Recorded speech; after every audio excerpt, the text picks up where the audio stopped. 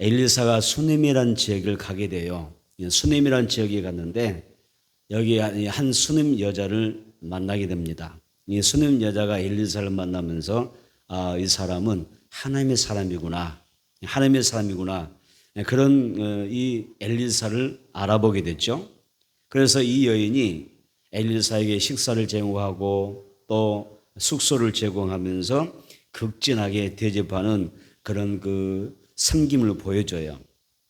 이때 엘리사가 너무 고마운 것입니다. 그래서 수넴 지역에 와서 한 여인을 만났는데 자기를 이렇게 따뜻하게 맞이해주고 또 식사도 대접하고 숙소도 제공하며 또 극진히 대접하니까 너무 감사하고 좋은 거예요. 그래서 자기 그 하인, 계하시죠. 또 자기 하인을 통해서 이 수넴 여인의 문제가 무엇인가, 이 수넴 여인의 가정에 정말 나의 도움이 필요한 것이 무엇이 있겠는가, 이 여인에게 필요를 하는 것이 무엇일까 한번 알아보라 이렇게 지시를 내려요. 그래서 알아보니까 이 수넴 여인의 집에는 뭐가 없을까요? 아이가 없는 거예요. 이 여인이 너무 고마워서 이 여인의 필요가 무엇일까? 이런 부분을 생각하면서 그 처지를 살펴보니까 이 여인에게는 아이가 없구나, 자녀가 없구나, 이걸 알게 됩니다. 그래서 이게 너무 고마워서 엘리사가 이 수넴 여인을 향하여 이런 그 선포를 해줘요. 무슨 선포였을까요? 다시 합시다. 내년에 아이를 낳을 것이다. 내년에 아이를 낳을 것이다. 그래서 이런 선포이죠. 굉장히 이 여인 입장에서는 이것이 유한계론이죠. 기쁜 소식이죠. 아이가 없어서, 자녀가 없어서 굉장히 애로운 가운데 적적하게 살아가고 있는데 이 하나님의 사람 엘리사가 나의 형편을 알고 선포해 주는, 믿음으로 말씀을 선포해 주는 거죠. 너의 집에 내년에 아이가 있을 것이다. 아이가 있으리라. 이런 선포하니까 얼마나 기쁘고 감사하겠어요. 엘리사, 하나님의 사람의 입에서 그 나온 말이 땅에 떨어지지 않냐고 때가 되니까 그대로 이루어집니다. 그래서 극적으로 이 여인에게 엘리사의 그 말대로 아이를 낳았어요. 할렐루야. 아이를 낳았어요. 그래서 우리는 하나님의 말씀 들을 때 그 말씀이 항상 나에게 레마가 들려져야 돼요. 하나님의 말씀을 선포할 때 생각해 보세요. 우리가 인간적으로 생각하게 되면 엘리사, 하나님의 삶이라 하지만은 엘리사가 나의 형편 알고 내 가정에 아이가 없는 줄 알고 이렇게 내년에 아들이 있으리라, 아니면 아이가 있으리라 이렇게 선포해 주는 게 이렇게 들었을 때는 우리가 생각할 때는 쉽지 않잖아요. 그런데 중요한 것은 하나님의 말씀을 들을 때 그 말씀이 나에게서 이루어질 수 있도록 내가 그 말씀을, 하나님의 말씀을 사모하고 그 말씀을 레마로 붙잡아야 돼요. 그래서 우리가 성경에서 하나님의 말씀은 둘로 나눠진다고 그러잖아요. 로고스와 뭐라고 그러세요? 레마가 있는데, 로고스는 신구약 66권의 모든 말씀. 이 모든 말씀, 이 로고스의 말씀 우리 모두 다 들어요. 읽고 듣고 늘 가까이 하는 소리가 받습니다. 그럼 그 로고스의 말씀 가운데서 하나님이 특별히 나에게 말씀하시는, 그래서 내가 이 말씀을 붙잡고 의지하고 그대로 이루어지는, 실현되어지는 그 말씀이 레마인 거예요. 오늘 또 여러분들에게 오늘 말씀 들을 때 레마가 여러분 각자에게 임하기를 축복합니다. 그래서 이 여인에게 레마가 들려진 것이죠. 그런데 자, 여기서 엘리사의 말대로 아이가 태어나서 잘 자랐거든요. 근데 어느 날 보니까 이 아이가 다시 죽어버렸어요. 하나님의 삶이 내년에 아이가 있으리라 선포해서 이 아이가 태어났고 이 아이가 잘 자라고 있는 중에, 튼튼하게 자라고 있는 중에 어느 날 갑자기 이 아이가 죽어버린 거예요. 얼마나 속상하고 아프고 슬프겠어요? 그래서 다시 한번 하나님의 사람 엘리사가 그에게 그 아이를, 죽은 아이를 살려내서 하나님 능력으로 살려내었다라고 하는 것이 오늘 본문의 내용입니다. 그래서 이 하나님의 기적 역사가 일어나고 있습니다. 자, 여기서 우리는 이 말씀을 통해서 하나님이 우리에게 어떤 음성을 들려주시는가, 그 음성을 받을 수 있게 되기를 바랍니다. 첫째로 하나님이 주신 아들이었다는 것입니다. 다시 한번 하나님이 주신 아들이었다. 열왕기하 4장 17절 12 우리가 보겠습니다. 열왕기하 4장 17절 20절까지 한번 읽어볼까요? 시작. 그 아이가 자라매 하루는 추수꾼들에게 나가서 그의 아버지에게 이르렀더니 그의 아버지에게 이르되 내 머리야 내 머리야 하는지라. 그의 아버지가 사환에게 말하여 그의 어머니에게로 데려가라 하며 곧 어머니에게로 데려갔더니 낮까지 어머니의 무릎에 앉았다가 죽은지라. 자, 여기에서 보니까 이 말씀 18절 보니까 그 아이가 자라났잖아요. 그런데 하루는 언제? 다 밑줄였습니다. 추수꾼들에게 나가서 이런 이야기였어요. 추수꾼이라는 말이 있어요. 그 다음에 19절의 중간쪽 보니까 내 머리야 하는지라 이런 이야기였어요. 그리고 20절 끝에 보니까 어머니의 무릎에 앉아있다가 죽은지라 이런 말씀하셔요. 하나님의 은혜로 불임증 여인의 태문이 열려서 아기가 태어나서 잘 건강하게 자랐지만은 안타깝게도 이 아이가 죽었습니다. 그런데 이 아이가 언제 이런 일이 났을까? 언제 이런 일이 났을까? 언제 났어요? 추수 때에 일어난 거예요. 그랬죠? 추수 때에 일어났습니다. 이 아이가 추수꾼들에게 나가서 이런 말씀이 나와요. 추수꾼에게 나가서. 그러니까 이 아이가 죽은 그 시기가 언제냐면 추수 때인 것입니다. 예수님이 땅에 오셔서, 자, 예수님이 그 재림의 때는 추수 때이겠죠. 근데 그 추수 때는 예수님을 맞이할 준비가 되어 있어야 되거든요. 언제 예수님이 나에게 오시더라도 우리가 재림하시는 예수님을 맞이할 준비가 되어 있어야 돼요. 그리고 예수님의 재림의 때가 되면 이때는 영적으로 무슨 절기예요? 추수 절기에 들어가는 거예요. 추수 때가 되어가는 것입니다. 그래서 우리가 추수 때에 아이가 죽었다. 추수 때 아이가 죽었다. 성경에 우연히 이렇게 이런 시기를 이야기하고 또 이렇게 아이가 죽었다고 표현할까요? 여기에서는요, 하나님께서 우리에게 주시는 음성이 있어요. 그래서 우리가 마치 이 어린아이와 같은 그런 성도로서 살아가다 보면은 만약 예수님이 재림할 때 그 추수 때에 내가 들림받기가 어렵다는 이야기예요. 어린아이 같으면 들림받지 못할 수 있다. 추수 때 아이가 죽었더라. 이런 표현인 것입니다. 성경에 보게 되면 여인이 등장해요. 성경에 보면 여인이 등장하는데 성경에서 나오는 여인은 예수님의 신부를 뜻해요. 그리고 교회를 이야기할 때 여인이라 그래요. 그래서 우리가 성경에서 미련한 5처녀와 또 지혜로운 5처녀 이야기 나오죠. 그리고 해함을 받는 여인에 대한 이야기 나오고요. 그 다음에 또 술람미 여인이라는 여인이 이 주인공이 나와요. 이것이 뭘 이야기하냐면 교회를 의미하는 거거든요. 그래서 추수할 때 들림받지 못하는 아이가 누구인가? 정말 그 추수 때 예수님께서 이 땅에 그 택한 자들을 불러 모으시고 또 그들의 영혼을 하나님께서 곳간에 들이실 때에 그 추수 때에 우리는 어떤 지금 상태에 있느냐? 아이의 모습으로 있느냐? 아니면 장성한 그리스도인의 우리가 어떤 어른의 신앙으로 아비의 신앙으로 살아가느냐? 이건 대단히 중요한 것입니다. 그래서 우리 영적으로 하나님 앞에서는 아이죠. 하나님의 자녀이잖아요. 그래서 바울은 고린도전서 4장 15절에서 고린도 교회 성도들을 향해서 이런 음성을 주셨어요.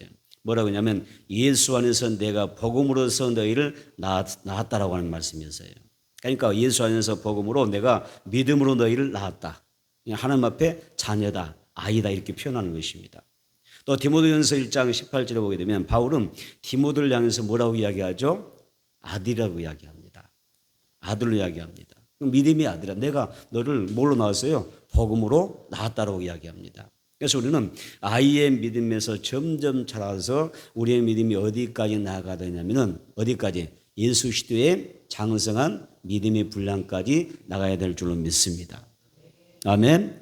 그래서 우리는 내가 영적으로 성도로서 어떤 지금 내 나이가 어느 영적 나이를 가지고 있느냐?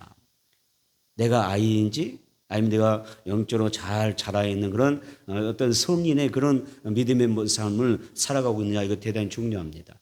그런데 성경은 어떻습니까? 성도는요, 여러분, 내가 성도로서 아이인지 그걸 분별해야 돼요.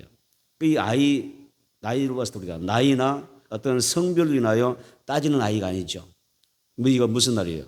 믿음으로 우리가 정해지는 그런 나이를 이야기하는 것입니다. 이제 막 신앙생활 하는 사람이라든지 이제 막 입교한 상태에 있는 사람은 아이가 되겠죠.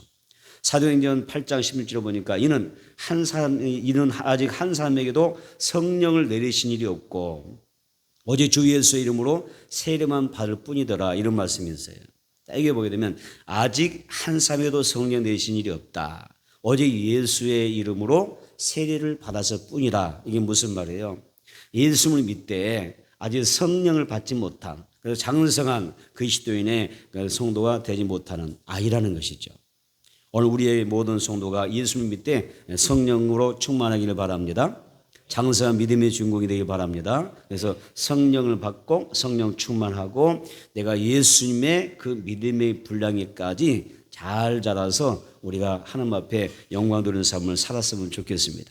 그리고 마지막 때 추수 때 우리가 추수 때에 아이가 죽었는데 우리가 하나님의 마지막 때에 온전히 들림 받아서 천국에 이룰 수 있는 성장하는 믿음의 주인공들이 되기를 바랍니다. 우리 히브리서 5장 보겠습니다. 자, 히브리서 5장 12절 한번 봐볼까요? 히브리서 5장 12절 한번 우리 같이 읽어보도록 하겠습니다. 시작. 때가 오래되었으므로 너희가 마땅히 선생이 되었을 터인데 너희가 다시 하나님의 말씀에 초보에 대하여 누구에게서 가르침을 받아야 할 처지이니 단단한 음식을 못 먹고 절신한 먹어야 할 자가 되었도다. 무슨 말입니까? 정말 우리가 예수를 믿어서 오늘 나름대로 우리가 신앙의 연조를 가지고 살고 있잖아요. 우리가 오래 예수 믿었단 말이에요. 때가 오래되었으므로 너가 예수 믿는 것이 이제는 시간이 지난 거예요. 많이 된 거예요. 그래서 이제 신앙생활이 오래 했기 때문에 마땅히 너가 선생이 되어야 되는데 장성한 그리스도로서 너가 살아가야 되는데 뭐라고 그러세요? 너희가 다시 하나님의 말씀에 뭐에 초보에 대하여 누구의 가르침을 받아야 할 처지라는 이야기였어요. 그러니까 이게 무슨 말입니까? 잘하지 못했다는 거예요. 아직 아이의 상태에 머물러 있다 이런 이야기입니다. 그래서 우리에게 신앙생활에 있어서 아이의 신앙에서 벗어나야 됩니다. 장성한 그리스도인의 그 삶이 있어야 될 줄 믿습니다. 그래서 믿음이 자라서 우리가 하나님의 그 말씀의 초보 단계에서 벗어나는 그런 신앙생활을 해야 된다. 자, 예를 들어서 우리가 은혜 받으라, 복을 받으라. 우리가 이렇게 이야기 나누면 어때요? 다 좋아하거든요. 그렇죠. 교회 와서 은혜 받으세요. 복 많이 받으세요. 다 잘 되시면 다 안 좋아할 사람이 어디 있겠어요? 다 좋아하죠. 그렇죠. 다 즐겁고 행복하고 다 은혜 받잖아요. 그런데 우리가 예를 들어서 그런 말은 정말 기쁜데 열심히 하세요. 이렇게 우리가 어떤 그 말씀에 있어서 성령 받아서 더 부지런하세요. 그러면 어떻게 되겠어요? 이것이 내게 잘 받아들이지 못하는 그런 원인도 될 수 있다는 것입니다. 하나님의 말씀은 나에게 살이 되고 피가 되고 때로는 뼈가 되고 내게 생명의 양식이 되지만 이것이 내게 단단한 양식이 되어서 나를 살리는 말씀이 되어야 되는데 여러분 어린아이가 계속 우유를 먹고 엄마의 젖을 먹으면 살면 어때요? 더 이상 잘할 수가 없거든요. 그렇죠. 어느 단계에 가게 되면 다 끊어야 되는 거예요. 우유도 끊고 젖도 끊고 어떻게 돼요? 뭐 해야 돼요? 단단한 식물을 먹으면서 우리가 자라나야 되거든요. 그래서 우리의 신앙도 마찬가지입니다.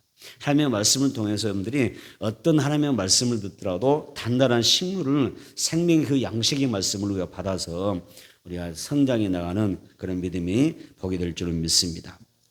수냄 여인의 아이가 죽었다고 하는 것은요, 예수 믿다가 실족한 영혼이다. 이렇게도 우리가 생각해 볼 수가 있습니다. 자, 본문에 보면 이 표현이 참 재밌는 표현이 나와요. 추수 때에 아이가 뭐라고 그러죠? 머리가 아프다 그럽니다. 열왕기하 4장 19절 20절 한번 봐볼까요? 열왕기하 4장 19절 20절 한번 봐보세요.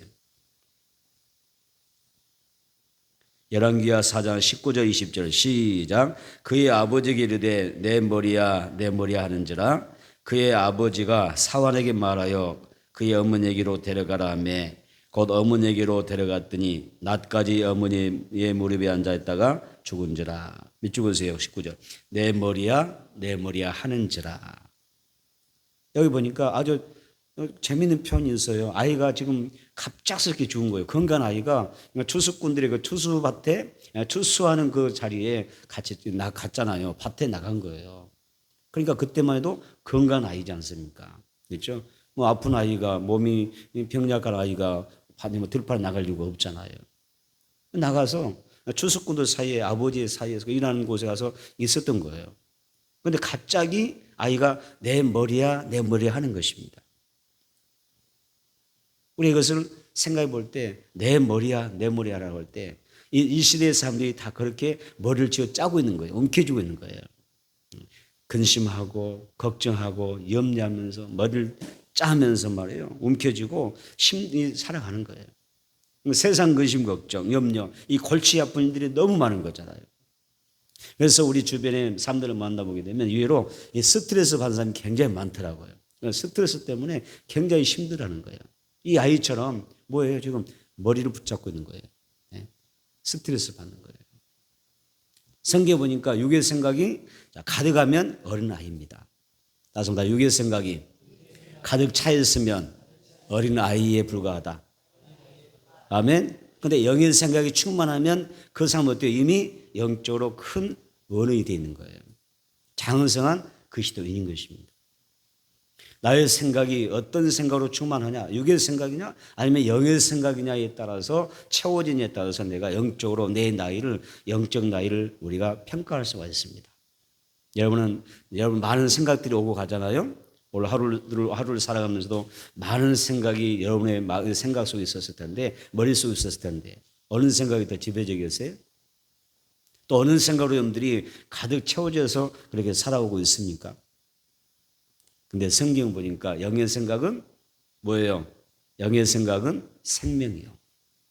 육의 생각은 육신의 생각은 사망이요. 영의 생각은 생명과 평안이라고 그랬습니다. 그래서 우리는 하나님 앞에서 우리가 그래서 기도하고 말씀을 듣고 아니면 우리가 성령 충만해서 내 생각이 무슨 생각으로 영의 생각으로 충만해져서 내가 하나님께서 약속하신 그 은혜를 누리며 사는 것이 복이잖아요. 생명도 누리고 평안도 누릴 수 있는 그런 영적인 생각들이 가득하기를 축복합니다. 그리고 내 가정을 놓고 기도할 때도 내 사는 자녀를 놓고 기도할 때도 이 아이의 생각 속에 무슨 생각? 하나님의 그 은혜로운 생각들이 가득 차 있어서 아멘. 이 아이가 생명을 누릴 수 있도록 그리고 평안을 누릴 수 있도록 우리가 축복해 줘야 되는 것입니다. 그래서 아이들 우리가 영적으로 분별할 때 이 아이들이 살아가면서 뭐예요? 내 머리야 하는 거예요. 스트레스를 받는 것이고 또 육신의 생각으로 인하여 힘들게 살아가는 경우도 많이 있습니다.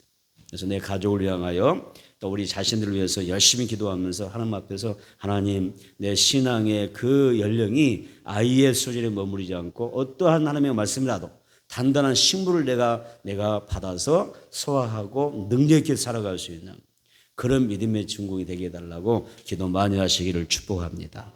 그래서 구원받을 수 있는 믿음과 또 장성하는 그 믿음과 하나님께서 예수님께서 재림하실 때 그 추수 때 드림받을 수 있는 살아있는 그 생명의 모습으로 여러분들이 살아갈 수 있게 되기를 축복합니다. 두 번째는요. 오늘 본문에 보면 이 본문 열왕기하 4장을 주시는 보게 되면요. 엘리사가 자기의 종인 게하시의 손에 뭘 들려줬을까요? 엘리사의 지팡이를 들려줘서 보냈어요. 1차적으로 이 아이가 죽었는데 보냈습니다. 열왕기하 4장 29절 볼까요? 열왕기하 4장 29절. 열왕기하 4장 29절 읽어봅니다. 시작. 엘리사가 게하시기를 이르되 내 허리를 묶고 내 지팡이는 손에 들고 가라. 사람을 만나거든 인사하지 말며 사람이 내게 인사할지라도 대답하지 말고 내 지팡이를 그 아이 얼굴에 놓으라 하는지라. 아멘. 자, 엘리사는 아이가 죽었다고 하는 심각한 그 소식을 듣게 됩니다. 그래서 그 사태의 심각성을 보고 아주 급하게 자기의 종인 게하시를 보내기로 결정을 합니다. 그리고 자기 자신의 지팡이를 들려주면서 다시 말하면 엘리사의 능력이 지팡이잖아요. 모세의 지팡이가 능력이 있듯이 하나님의 사람 엘리사의 지팡이에 능력이 있는 거잖아요. 그래서 자신의 이 지팡이를 게하시에게 들려주면서 너는 길을 가다가 지금 가는데 사람을 만나거든 뭐라고 했어요? 인사도 하지 말고 사람을 만나거든 인사도 하지 말고 시간을 허비하지도 말고 곧장 신속하게 그 집으로 달려가라고 명령을 내려요. 엘리사 선지자가 수넴 여인의 아들의 죽음을 알고 게하시를 파송하는 그 장면과 예수님이 제자들을 파송하는 그 장면에서 누가복음 10장 3절에 그래서 아무에게도 문안하지 말아라 이런 표현이 나와요. 예수님도 그렇게 말씀하셔요. 자, 여기에서 보게 되면 하나님 앞에서는 어떤 영적인 부분에서는 내가 수행해야 될 아주 막중한 사명이 있을 때 여기는 긴박감이 있다는 이야기입니다. 그래서 하나님 주신 그 사명을 감당하면서 우리가 좌우를 살피지 않냐고 곧장 그 사명을 완수하는 그런 모습도 우리에게 필요하다는 것을 이야기하는 것입니다. 그래서 게하시에게 주었던 사명과 또 제자들에게 주시던 그 사명은 복음을 전하여 그리스도의 그 사람들을 생명의 구원하는 데 있어서 보냄받았다고 하는 그런 표현들을 쓰고 있는 것입니다. 여러분, 생명을 구하는 것보다 더 급한 일이 어디 있을까요? 그래서 생명 살리는 일은 길에서 만난 사람에게 인사할 시간이 아까울 정도로 신속하게 이루어져야 한다고 하는 그런 표현을 가지고 있습니다. 그래서 엘리사 자신의 지팡이를 주면서 그리고 나서 뭐라고요? 얼른 가서 죽어 있는 그 아이의 시신에 내 지팡이를 갖다가 거기에 딱 올려놓으라는 거예요. 올려놓는다는 뜻은 뭐예요? 지팡이 올려놓는 건 뭐예요? 이 아이가 나으리라는 거죠. 그죠? 올려놓고 살리라는 거거든요. 그런데 아이가 살아났어요? 살아나지 않는 거예요. 엘리사의 지팡이를 가지고 게하시가 죽은 아이의 시신에다가 올려놓으면 엘리사는 의도는 뭐냐면은 이 아이가 살아날 것을 믿고 그렇게 버린 거거든요. 근데 아이가 살아나지 않습니다. 여러분, 지팡이가 뭘까요? 지팡이가 뭘까요? 뭐 이게 짚고 다니는 그런 뭐 막대기에 불과한 걸까요? 성경에서 말하는 지팡이는요, 의미가 있어요. 자, 찾아보겠습니다. 요한계시록 11장 보겠습니다. 요한계시록 11장 1절 한번 봐보세요. 자, 지팡이는 뭐라고 이야기할까요?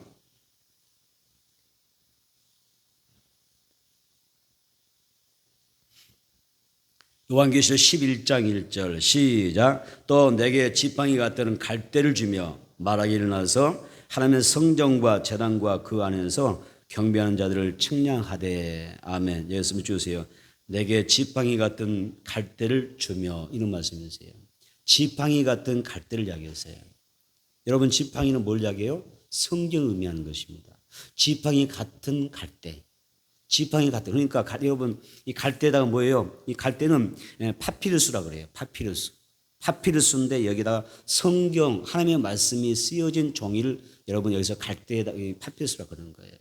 그러니까 하나님의 말씀, 성경을 기록한 종이, 파피루스 종이가 똘똘똘 말아있는 마치 지팡이 같은 거예요. 이해되시죠? 그래서 여기서 성경이 요한계시록이잖아요. 이건 요한계시록이지 않습니까? 내게 지팡이 같은 갈대를 주며 말하기를, 이런 표현인 것입니다. 자, 지팡이가 뭐라고요? 성경을 이야기하는 것이고요. 갈대는 뭐라고 그랬어요? 파피루스가 되고요. 성경에 쓰여진 종이라는 것입니다. 그러니까 지팡이가 단순한 그냥 엘리사의 단순한 지팡이 아니죠. 그렇죠? 단순히 엘리사가 뭐 짚고 다니는 그 지팡이를 의미로 끝나는 게 아닙니다. 이 게하시에게 들려줬던 것은요, 바로 하나님의 말씀을 그에게 지어주는 것과 같은 것입니다. 그래서 게하시가 이제 지팡이를 가지고 죽은 아이에게 찾아간 것은 주의 종이 하나님의 말씀을 들고 죽은 성도에게, 죽은 심령에게 찾아가는 그런 모습을 우리가 묘사하는 것입니다. 그러니까 이 게하시가 죽은 아이에게 갔을 때 하나님의 말씀을 선포하고 능력의 그 지팡이로 하나님의 말씀을 이야기하는 이 지팡이를 통해서 선포하고 그 시신을 올려놓을 때 뭐 해놔야 돼요? 살아나는, 생명이 일어나는 그런 역사가 있어야 되는 거예요. 아멘. 그런데 열왕기하 4장 31절 봐보세요. 열왕기하 4장 31절 한번 읽어보겠습니다. 열왕기하 4장 31절 읽겠습니다. 게하시가 그들보다 앞서가서 지팡이는 그 아이의 얼굴에 놓았으나 소리도 없고 듣지도 아니하는지라. 돌아와서 엘리사를 맞아 그에게 말하여 아이가 깨지 아니하였나이다 하니라. 아멘. 게하시가 누구보다 앞서갔어요? 그들보다 앞서갔다 그랬어요. 다시 말하면 엘리사에게 신분을 입고 있었을 거 아니에요. 전달하는 사람이 있었을 거 아니에요. 아이가 죽었다는 소식을 전하고 곧장 돌아오는 길인데 얼마나 게하시가 이 엘리사의 그 말씀에 순종해서 열심히 달려간 것은 사실이에요. 그죠? 먼저 갔으니까. 굉장히 빠른 속도로 이제 아이에게 갔어요. 그리고 그 엘리사의 명령을 순종해서 빨리 가기는 갔는데 이 지팡이를 갖다가 아이의 시신에 올려놓았잖아요. 올려놓았습니다. 그 아이의 얼굴에 놓았는데 뭐라고 하세요? 게하시가 뭐라고 보고 하죠? 소리도 없고 듣지도 못하더라는 거예요. 소리도 없고 듣지도 못하더라. 그래서 뭐라고 이야기합니까? 엘리사가 말하기를 뭐라고 이야기하죠? 아이가 깨지 아니하였나이다. 살아나지 못했습니다. 이런 이야기를 합니다. 여러분, 하나님의 말씀은 능력입니다. 성령은 권능입니다. 죽은 자도 살아납니다. 하나님의 말씀은 살아있습니다. 활동력이 있습니다. 운동력이 있습니다. 성경 뭐라고 얘기하죠? 이 말씀이 선포될 때 이 말씀은 이루어지기까지 절대로 헛되게 돌아오지 않습니다. 반드시 하나님의 뜻을 이루고 오는 것입니다. 이런 능력의 말씀인 거예요. 하나님의 말씀을 우리가 들을 때 단순히 이건 뭐 우리가 사람의 소리야 이게 아니라 하나님의 음성으로 성령이 주신 음성으로 받아서 내 심령이 받아들이면 이 말씀이 어때요? 내 심령에서 역사가 나는 것이고 내 가정에 하나님의 말씀을 받아들이면 어때요? 생명의 말씀을 받아들이면 그 말씀이 내 가정 안에서 치유가 일어나고 그다음에 회복의 역사가 일어나게 되고요. 구원의 역사가 일어나는 거예요. 그렇게 믿으셔야 되는 거예요. 단순히 문자로 어떤 지식으로 어떤 그런 개념에서 우리가 하나님의 말씀을 접근하면 안 됩니다. 하나님의 말씀은 살아있다. 생명의 말씀이다. 이 말씀은 살아 꿈틀꿈틀 역사하는 능력의 말씀이다. 하나님의 말씀은 단먹질 하잖아요. 그래서 치유하잖아요. 관절도 치료하시죠. 골수도 치료하죠. 그죠? 뼈마디 관절 다 치료하시죠. 내 삶을 치료하시는 능력의 말씀인 줄 믿습니다. 자, 이런 말씀이 있는데 당연히 이 게하시가 하나님의 말씀의 지팡이를 가지고 와서 이 어린 죽은 아이가 얹었다면 살아나는 게 정상이거든. 그런데 살아나지 않는 거예요. 말씀이 선포되지만 이 아이가 듣지를 못하는 거예요. 일어나지는 않는 거예요. 일어나지 않는 것입니다. 왜 그럴까요? 분명히 하나님의 능력이고, 그렇죠? 생명의 말씀이고, 생명의 이 하나님 앞에서 이 생명의 말씀, 지팡이를 가지고 이 아이에게 올려놓았는데 왜 여기에는 게하시가 얹어놓은 그 지팡이는 능력이 나타나지 않느냐? 왜 그럴까요? 문제는 누가 문제예요? 게하시가 문제인 거예요. 게하시가 왜 문제인지 아세요? 게하시는요, 거듭나지 못한 사람이에요. 이 엘리사가 미스했어요. 실수한 것입니다. 게하시는 거듭나지 못한 사람입니다. 말씀으로 성경으로 거듭나지 못한 사람입니다. 왜 그걸 하냐면요, 이 게하시는 여러분 어떤 사람이냐면요, 세속주의입니다. 물질주의로 충만한 사람이에요. 다시 합시다. 게하시는 세속주의, 물질주의자다. 그런 사람이에요. 왜 그러냐면요, 엘리사가 어느 날 나만 장군이 왔잖아요. 나만 장군이 왔을 때 문둥병을 깨끗이 치료해지는 사건, 여단강에서 깨끗이 치료한 사건이 있었잖아요. 그러니까 나만이 이 문둥병을 치료받고 나서 너무 감사해서 뭔가 이것을 감사의 표시로 살해를 하고 싶었어요. 살해하고 싶은데 엘리사가 거절했어요. 왜 거절했을까요? 이것은 하나님의 은혜입니다. 오직 하나님은 살아계십니다. 하나님께서 하시니까 하나님께만 영광 돌리세요. 그런 의미입니다. 오직 하나님께 영광 돌리고 싶어서 뭔가 이렇게 그 고침받은 사실에 대해서 살해하고 싶고 공함을 표시하고 싶지만은 그걸 수용하지 않았습니다. 받아들이지 않았어요. 나는 받지 않겠습니다. 하나님이 하셨습니다. 하나님께 영광 돌리세요. 이렇게 선포했던 거예요. 그랬죠. 그러니까 이 나하만이 그대로 자기에게 싸주고 가지고 왔던 그런 선물 꾸러미를 그냥 가지고 돌아갔어요. 돌아가는 길이었습니다. 그때 여러분 게하시가 어떻게 했죠? 기억나십니까? 게하시가 어떻게 했어요? 열왕기하 5장 20절 봐보세요. 열왕기하 5장 20절을 보면 이렇게 게하시가 어떤 사람인가를 볼 수가 있습니다. 열왕기하 5장 20절 시작. 하나님의 사람 엘리사의 사원 게하시가 스스로 이르되 내 주인이 이 아람 사람 나아만에게 면하여 주고 그가 가지고 온 것을 그의 손에서 받지 아니하였도다. 여호와께서 살아계심을 두고 맹세하노니 내가 그를 쫓아가서 무엇인지 그에게서 받으리라 하고, 바로 이것입니다. 자기 주인은 받기를 원했어요? 원치 않았습니다. 오직 하나님께만 영광 돌리고 싶었습니다.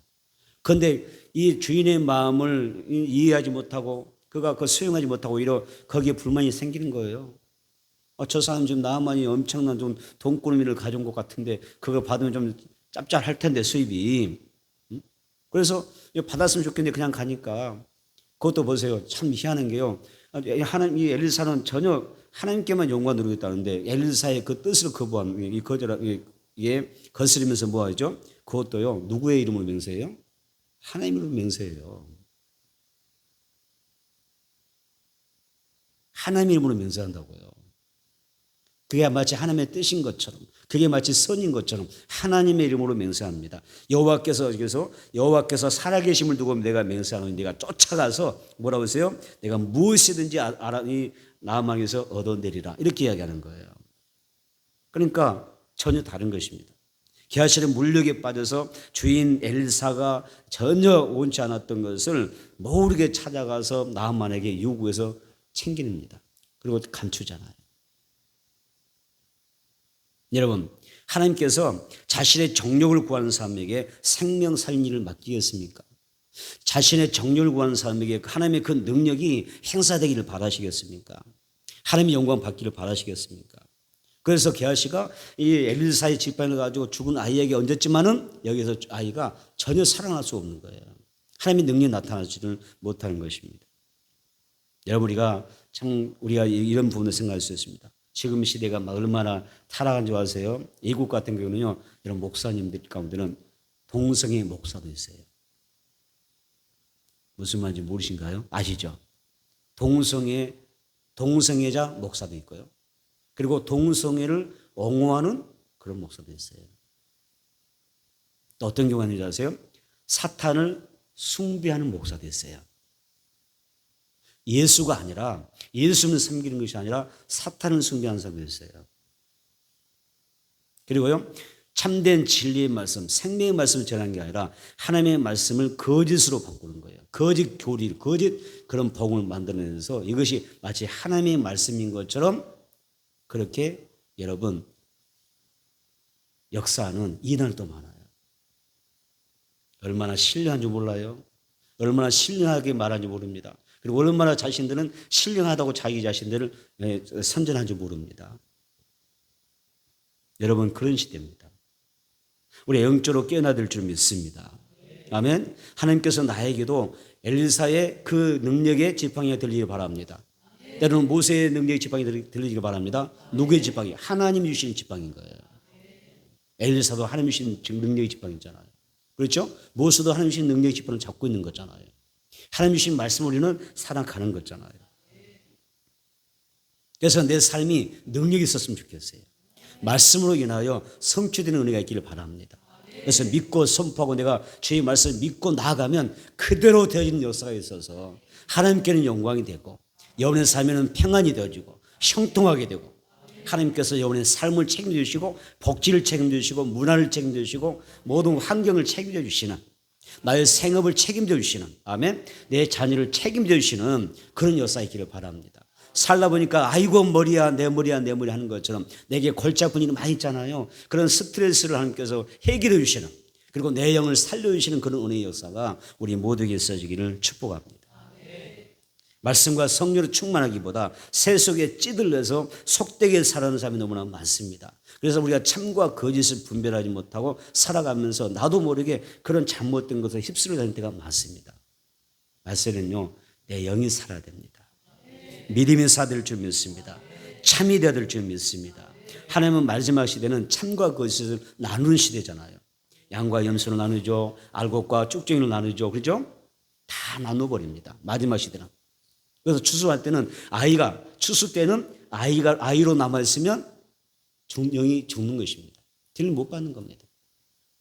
우리의 신앙의 목표가 어딘지 아세요? 그 시대의 장성한 믿음의 분량에까지 자라가는 것입니다.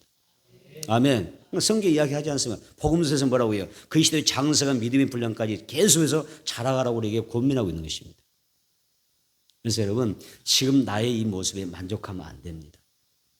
나의 지금 현재 믿음에 만족하면 안 됩니다. 아멘. 더 성장해야 됩니다. 더 자라야 되죠. 아멘. 더 충만해야 될 줄 믿습니다. 어제의 성령 충만이 아니라 오늘의 성령 충만이 돼야 돼요. 어제의 기름 부음이 아니라 지금 나에게 기름 부음이 필요한 것입니다. 지금 우리에게 단계별로 성령의 기름 부음으로 인도하시잖아요. 우리가 여러분 이 생명수 강가에 강에 들어갈 때 어떻게 돼요? 먼저는 어디 잡니까? 발목이 잠기잖아요. 처음부터 온몸이 잠기는 거 아니잖아요. 점점점 깊은 단계 들어가면서 발목이 잠기고 무릎에 잠기고 그렇죠. 그다음에 허리에 잠기고 그다음에 어깨에 잠기고 머리가 온 머리까지 올라가게 되면 그때부터 이제 헤엄쳐서 건너가는 것이 바로 은혜의 강이라는 것이죠. 그래서 성령 내가 어디에 성령 충만 만족하면 안 돼요. 하나님 오늘 또 내게 더 큰 은혜를 주옵소서. 아멘. 성령의 충만함을 주옵소서. 계속 자라나야 됩니다. 성령이 우리를 사랑하셔서 내가 진짜 내 영을 살리는 그런 영적인 능력의 말씀을 허락해 주시고 또 내 가족에도 죽어가는 영혼도 있지 않겠습니까? 그 영혼들에게 내가 예수님의 하나님의 그 능력에 원래 엘리사의 지팡이 갖다 딱 얹어놓으면 살아나야 되잖아요. 말씀을 전하면 영이 살아나야 되잖아요. 근데 아무리 찌르도 깜깜 소식이야. 내 소리 듣지 못해. 깨어나지 못해. 도무지 깨어나지 않습니다. 죽은 자가 살아나지 않습니다. 이런 우리가 자리에 서면 안 되지 않습니까? 성령과 말씀으로 충만하셔서 여러분 내 가족 다 영으로 살려내시고 하면 내 가정이 살고 여러분 자신의 영이 하나님 앞에 살게 되는 자유의 역사가 있게 되기를 축복합니다. 오늘은 하나님 앞에 기도할 때 하나님 나에게 영 분별의 은사를 주세요. 세상에 도대체 내가 누구를 예수님밖에 못 믿는 거지만은 예수 믿고 가는 게 천국이지만은 여러분 사람 믿고 모르는 예수 못 믿거든요. 도대체 누구를 믿고 우리가 신앙생활해요? 주님밖에 없어요. 주님밖에 없습니다. 주님밖에 없다고 고백하면서 하나님 나에게 영 분별 은사 주세요. 그리고 나에게 지혜와 계시영 성령으로 충만하게 하셔서 영적으로 분별하면서 내가 하나님의 주신 그 생명의 길을 잘 걸어갈 수 있도록 축복해 달라고 기도하시기를 축원합니다. 세 번째는요. 성령이 죽은 영혼을 살린다고 하는 사실입니다. 맞습니다. 성령이 죽은 영혼을 살린다. 아멘. 자, 열왕기하 보겠습니다. 열왕기하 4장입니다. 열왕기하 4장 33절 34절입니다.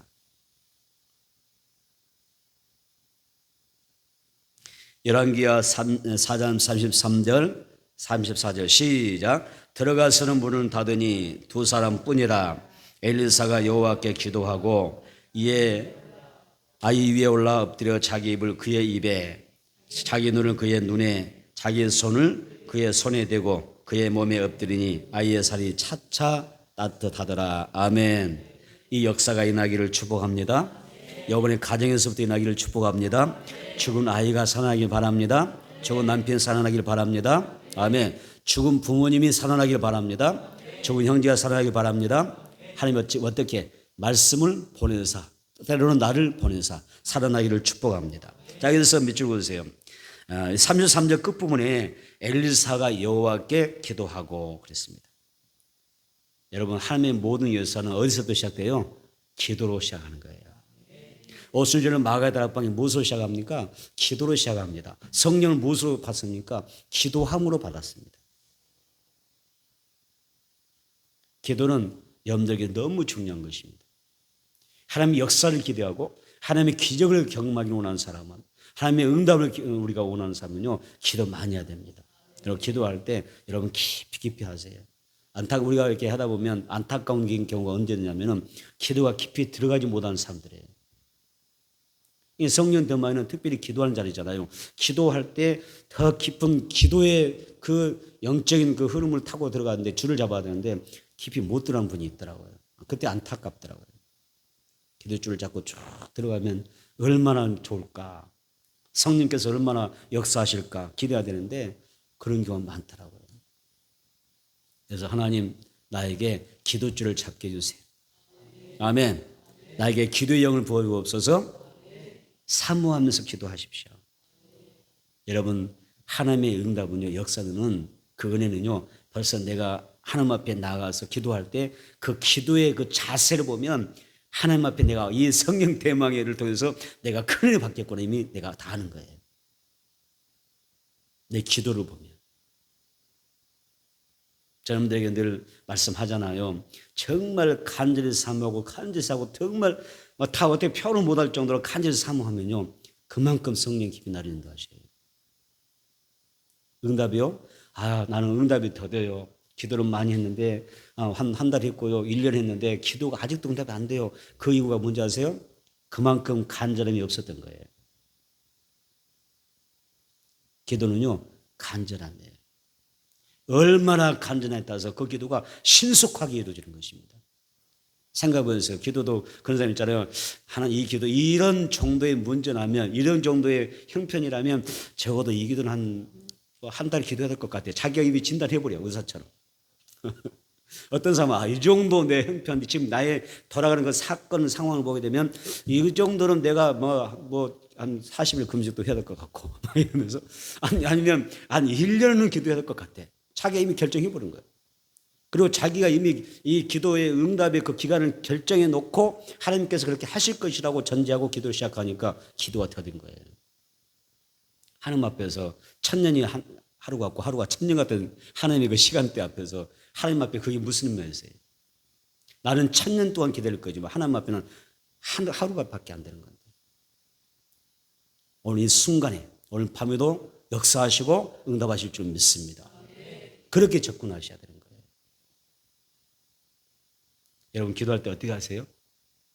이미 결정해 놓으시고 기도하신가요? 이 정도는 적어도 한 달은 기도해야 될 것 같아. 한 달은 몸부림치면서 기도하면 하나님께서 응답해 주실지도 몰라. 막 이렇게 생각하면서 기도하는 사람이 있을지도 몰라요. 간절합시다. 간절히 기도합시다. 뜨겁게 기도합시다. 정말 간절하게 기도합시다. 여러분 간절히 기도하라고 할 때 그 간절히는 뭐냐면 간이 정말 저리저리 할 정도로 그렇게 기도하는 것을 말하는 거예요. 정말 아마 예간장 다 녹는 듯이 뜨겁게 정말 사모하면서 기도하게 되면요 하나님께서 신속하게 여러분들의 기도를 응답해 주십니다. 자, 여기서 엘리사가 죽은 아이 놓고 뭐라고 기도합니까? 여러분 죽은 아이를 놓고 기도하는데 단번에 응답되지 않습니까? 그리고 시간 많이 걸렸나요? 이 기도의 본문의 내용을 봤을 때 여러분 어때요? 엘리사가 죽은 아이 놓고 기도했는데 하룻밤 지났나요? 그런 기록은 없지만 내 생각할 때는 하룻밤이 안 된 것 같아요. 하루가 안 걸린 것 같아요. 자, 34절 볼까요? 아이 위에 올라 엎드려. 자, 기도를 하고 나서, 그죠? 먼저 하나님께 기도하고 나서 엘리사의 그 다음 믿음의 행동이 좀 특별한 점이 있어요. 어떤 점이 있어요? 자, 여기서 보니까 아이의 기도를 마치고 난 다음에 죽은 아이의 위에 올라 엎드리죠. 엎드린 데서 미치겠습니다. 자기 입을 뭐라고 하세요? 그 아이의 입에 맞춥니다. 자기 입 미치겠습니다. 자기 입을 그의 입에 미치보세요. 자기 입을 그의 입에 댔다. 자기 눈을 그의 눈에 대고 자기 손을 그의 손에 대고 그의 몸에 엎드리니 아이의 살이 차차 따뜻해지더라. 생명이 돌아온 거잖아요. 엘리사가 죽은 아이를 어떻게 합니까? 어떻게 삽니까? 먼저 기도했습니다. 그리고 두 번째 뭐였어요? 믿음으로 이 아이의 시체 위에 그대로 엎드립니다. 그리고 엘리야가 여기서 아주 중요한 것. 엘리야가 자기 입을 그 아이의 입에 댔다라고 합니다. 이것은 호흡을 이야기합니다. 구약에서 성령을 뭐라고 그러죠? 뭐라고 그랬어요? 구약에서 성령을 뭐라고 했어요? 루아흐라고 그랬죠. 신약에서 성령을 뭐라고 이야기하죠? 푸뉴마라고 그러죠. 그런데 구약의 루아흐와 신약의 푸뉴마는 단어는 다르지만 발성은 다르지만 뜻은 같다고 그랬죠. 그러면 그 성령의 뜻이 단어하고 뜻이 뭐였어요? 성령이 하나님의 숨, 하나님의 호흡, 하나님의 바람이었어요. 호흡, 숨, 바람. 이걸 성령이라고 그랬어요. 예수님께서 부활하시고 저희들 처음 만났을 때 예수님 어떻게 하셨어요? 성령 받을 때 어떻게 하셨다고 그랬어요? 숨을 내쉬며 이르시되 성령을 받으라. 푸뉴마라 이칩니다. 엘리사도 똑같이 하는 거예요. 똑같잖아요. 죽은 아이 앞에서 그 간절히 기도하고 그 다음에 믿음의 행동으로 그 아이의 몸에 자기 몸을 포개해 놓고 그 아이의 입과 나의 입을 맞추잖아요. 예수님의 모습과 비슷하잖아요.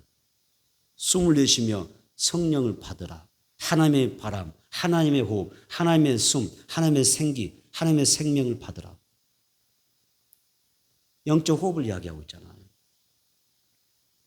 하나님의 영이 이때 성령이 루아흐의 영이 이 아이 속에 그 코 속에 들어가서 하며 그의 입을 통해서 어디에서 이 아이를 다시 살려낸 줄로 믿습니다. 성령이 살린 것입니다. 그래서 오늘 본문의 말씀은 구약 성경이지만 구약 성경에도 마찬가지로 성령의 역사가 있잖아요. 신약도 성령 역사를 이야기하고 있잖아요. 그런데 오늘 말씀에도 마찬가지입니다. 이때 역사하는 게 루아흐라는 이야기입니다. 여러분, 그래서 죽을 영혼도 성령의 기운이 들어가면 호흡이 들어가면 사는 거예요. 예수님 숨을 내쉬며 가라사대. 여러분 아멘 크게 보세요. 숨을 내쉬며 가라사대. 여러분 성령 받으라. 거기 거 따라하지 말고 다시 한번 숨을 내쉬며 가라사대 성령을 받으라. 그럼 이런 뭐라고 해요? 아멘. 성령을 주옵소서. 이렇게 답을 해야 맞는 거죠. 그렇죠? 여러분 성령이 죽은 영혼을 살리는 것입니다. 그래서 오늘 성령의 바람이 여러분의 가정에도 휙 하고 들어가기를 바랍니다. 아멘. 우리 이 예배 가운데 성령 대만 가운데 이 자리에 함께 하신 여러분 가운데 성령께서 성령의 바람으로 휙 하면서 운행하면서 역사시기를 축복합니다. 성령의 바람이 불어오면 내 영이 사는 겁니다. 병든 영혼이 치료받는 것입니다. 육체가 치료받는 것입니다. 성령의 바람이 들어오게 되면 내 모든 삶이 어떻게 돼요? 고침받는 것입니다. 지경이 고침받는 것입니다. 내 산업이 고침받고 나의 직장이 고침받게 되고 내 가기가 고침받게 되고 내 자녀들의 삶이 고침받게 됩니다. 여러분들에게 평강이 있기를 원합니다. 샬롬이 있기를 바랍니다. 샬롬의 뜻이 뭐였습니까? 샬롬의 뜻이 뭐였습니까? 너에게 평강이 있을지어다. 샬롬이 평강이잖아요. 그런데 평강 속에 뭐가 있다고 이야기도 제가 가르쳐 드렸나요? 기쁨과 행복과 또 번창과 또 건강 다 들어있어요. 평강이라는 그 단어 속에는요 하나님의 약속들이 들어있어요. 오늘 성령의 역사가 이 날을 축복합니다. 열왕기하 4장 3절 보겠습니다. 열왕기하 4장 3절 한번 찾아서 읽어보겠습니다. 열왕기하 4장 3절 시작. 엘리사가 내려서 집안에서 한 번 이리저리 다니고 다시 아이 위에 올라가 엎드리니 아이가 7번 재채기하고 눈을 뜨는지라. 아멘. 난 성경이 이래서 너무 좋아요. 들으면 참 신비로워요. 그리고 너무 이 말씀을 보게 되면 우리에게 주시는 그 하나님의 그 역사하는 게 막 느껴지니까. 자, 엘리사가 첫 번째 한번 했잖아요. 먼저 기도하고 난 다음에 아이에 다 자기 몸을 얹어서 입에 물 맞춰서 호흡을 집어넣잖아요. 성령의 역사를 막 기대하면서 사모하잖아요. 또 그리고 나서 어떻게 해서 또 내려왔습니다. 내려와서 또 뭐 합니까? 그래서 엘리사가 내려서 집안에서 뭐 해서 다시 한 번 이리저리 다니고 뭐 하고 다녔을까요? 그냥 뭐 할 일 없이 돌아다녔을까요? 저는요 기도했다고 생각해요. 이리저리 다녔다. 아이를 놓고 기도하고 성령의 역사를 기대하면서 하나님의 역사가 하나님의 호흡으로 이 생명 다시 살아나기 원합니다. 생기의 바람을 불어넣으셔서 에스겔 골짜기 하나님의 생기의 바람이 들어갈 때 그 영이 살아나는 것처럼 말씀이 들어갈 때 영이 살아나는 것처럼 그렇죠? 그 살아날 때 그렇게 선포하고 그리고 다시 해야 돼요. 다시 이리저리 하면서 막 하면서 기도 많이 했을 것 같아요. 하나님 역사해 주시옵소서. 이 아이를 살려주옵소서. 하나님 영광 받아주옵소서. 많은 기도했을 것 같아요. 이리저리 다녔다. 그럼 기도를 이야기하는 거예요. 그러고 나서 어때요? 또 기도를 하고 또 마치고 난 다음에 어떻게 합니까? 다시 우리 예수님도 겟세마네 동산에 기도할 때 그랬잖아요. 기도하시고 난 다음에 다시 딱 제자들 곁에 와서 보니까 다 잠자고 있잖아요. 너희가 깨어서 기도할 수 없었더냐? 그렇게 말씀하시고 육신이 약하다. 그렇게 말씀하시면서 다시 가서 기도하시다 그런 것처럼 엘리사도 그렇게 기도한 것 같아요. 그리고 기도한 다음에 어떻게 합니까? 다시 이 아이에게 올라가서 엎드렸다. 다시 저는 입과 입이 맞췄다 생각합니다. 그리고 성령의 바람이 그 속에 들어간 줄은 믿습니다. 그런데 아이가요 살아날 때 완벽하게 살아나잖아요. 여러분 7번이 나왔습니다. 성경에 7번은 뭐라고 배우세요? 7번 완전수거든요. 천지창조도 완전수잖아요. 여리고 성이 정복될 때도 7번이잖아요. 그렇죠? 하나님의 역사 일어날 때 7번이잖아요. 오늘 말씀도 보니까 이 아이가 살 때도 7번 재채기했다. 아니 재채기를 하면 한 번, 두 번 했으면 했다 이렇게 표현됐으면 무슨 우리가 깊이 생각 안 할 수도 있고 아니면 뭐 재채기 말했다 안 했다 해도 상관이 없을 텐데 굳이 재채기를 7번 하고 했더라 이렇게 나오는 거예요. 7번 재채기 하고 어떻게 했어요? 눈을 뜨는지라 이렇게 이야기하는 거예요. 여러분의 삶이 여러분 은혜가 있기를 바랍니다. 완벽한 은혜가 있기를 바랍니다. 하나님의 역사가 있기를 바랍니다. 하나님께서 치료해 주시면 다시는 재발하지 않도록 다시는 죽을 병이 들지 않도록 완벽하게 치료해 주시는 그런 은혜가 있어지기를 축복합니다. 성령이 많으니까 죽은 영이 살아난 줄 믿습니다. 엘리야가 그의 입의 호흡으로 성령의 능력으로 아이를 살려냅니다. 그래서 오늘 우리에게는 다른 건 다 필요 없습니다. 성령 받으셔야 됩니다. 성령 충만해야 됩니다. 하나님의 호흡 성령의 그 푸뉴마의 은혜가 루아우의 그 성령의 바람 영적인 호흡이 내게 들어와 나로 충만케 하옵소서. 그래서 내 영을 살려주옵소서. 그리고 이 성령의 바람이 나에게 멈추지 않냐고 어떻게 엘리사와 같이 내 가정에도 이웃에게도 그 영을 살리는데 내가 쓰임받게 주옵소서. 그렇게 기도해야 됩니다. 한 구절 말씀을 한번 더 보겠습니다. 마태복음 25장 8절입니다. 마태복음 25장 8절.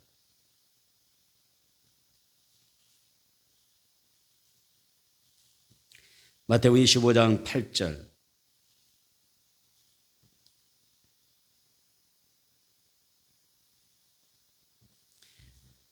읽겠습니다. 마태복음 25장 8절 시작. 미련한 자들이 슬기는 자들에게 이르되 우리 등불이 꺼져가니 너희 기름을 좀 나눠 달라 하거늘. 아멘. 자, 아이가 언제 죽었습니까? 수술 때 죽었습니다. 그 표현은 뭡니까? 우리가 영적으로 자라지 못하면 마지막 시대에 예수님께서 우리의 영혼을 추수하실 때 나도 들림받을 수 없을 수도 있다. 그래서 우리는 뭘 준비해야 되죠? 항상 예수님의 재림을 준비하는 신앙이 되어야 되죠. 그러면 우리에게 뭐가 필요하죠? 슬기로운 자가 되어서 내가 뭘 준비해야 돼요? 기름 준비해야 됩니다. 그 등불을 꺼뜨리지 않고 항상 불을 밝혀놓을 수 있는 그런 신앙이 필요하다는 것이죠. 이때는 슬기로운 5 처녀 같은 성도가 있고 미련한 5 처녀 같은 성도가 있는 것입니다.